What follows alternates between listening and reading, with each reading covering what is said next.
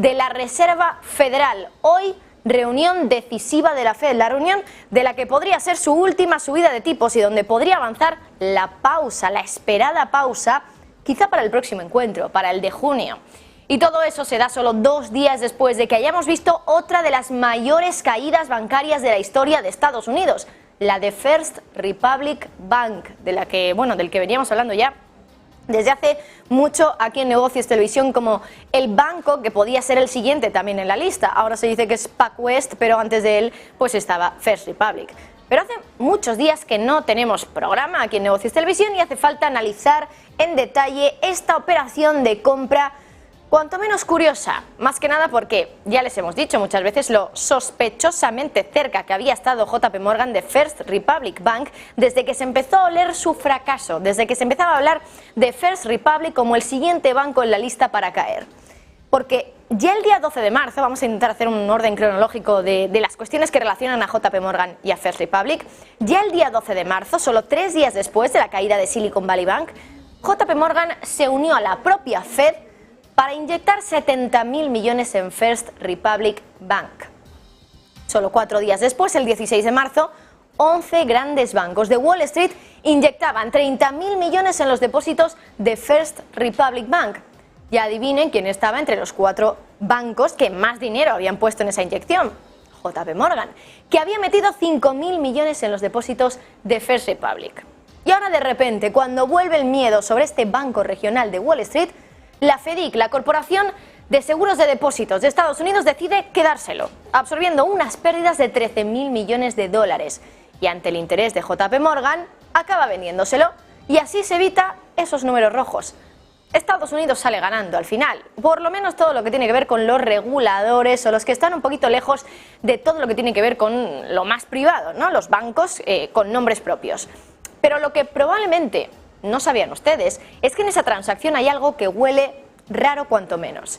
Y es que la normativa de Estados Unidos no habría permitido a JP Morgan comprar First Republic Bank, pero con matices. La norma dice, concretamente, que un banco que posee más del 10% de los depósitos del país, de Estados Unidos, no puede comprar otros bancos. Y casualmente, JP Morgan entra dentro de ese selecto club de bancos que tiene más de un 10% de todos los depósitos de Estados Unidos. Pero eso sí, lo que dice la ley es que esa prohibición desaparece cuando el banco comprado en cuestión es un banco insolvente, es un banco quebrado, que era el caso de First Republic Bank.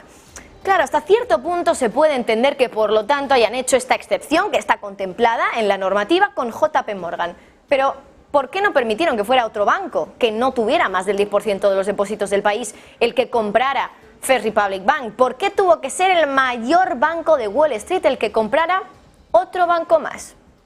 Lo curioso es que First Republic ha sido el segundo mayor banco colapsado en la historia de Estados Unidos y se lo ha quedado JP Morgan. El mayor banco que ha caído en la historia de Estados Unidos fue Washington Mutual. Y adivinen quién se lo quedó también.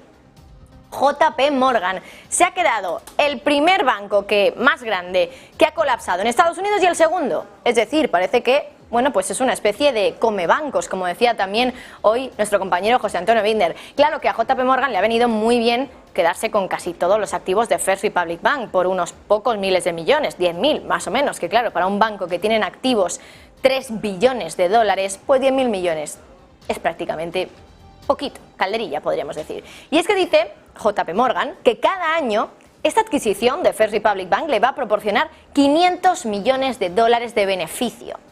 Pero volvamos al kit de la cuestión de esta primera clave de esta tarde. Estados Unidos ha hecho una especie de vista gorda, entre comillas, para que otra vez JP Morgan se quede con uno de los mayores bancos que ha quebrado en la historia de Estados Unidos. Y lo ha hecho a pesar de que había más bancos interesados y que JP Morgan por normativa no debía quedarse con First Republic Bank.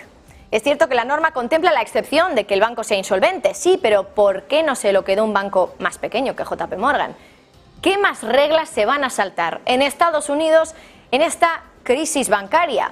¿Qué más bancos van a acabar en el regazo de JP Morgan convirtiéndolo en todo un monstruo de las finanzas en el mundo? Desde luego que es una de las muchísimas preguntas que nos hacemos ahora mismo en esta crisis bancaria que desde JP Morgan, Jamie Dimon, su consejero delegado, había dicho que ya había pasado y que a la vista está que no, y que ellos son los primeros en beneficiarse de todo esto. Vamos ya con la segunda clave de esta tarde, porque ya van tres bancos que han quebrado en Estados Unidos en los últimos 2 meses: Signature Bank, Silicon Valley Bank y ahora First Republic. Ya saben lo que dicen, no hay 2 sin 3. La cuestión es si después de estos 3 ahora va a haber más o no.